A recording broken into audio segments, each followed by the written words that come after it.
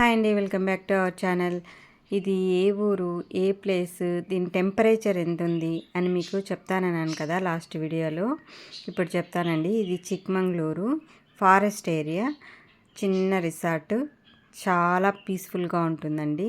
ఎవరైనా సరే ప్రశాంతంగా 2 రోజులు గడిపి రావాలనుకుంటే ఇక్కడికి రావచ్చు. చాలా బాగుంటుంది.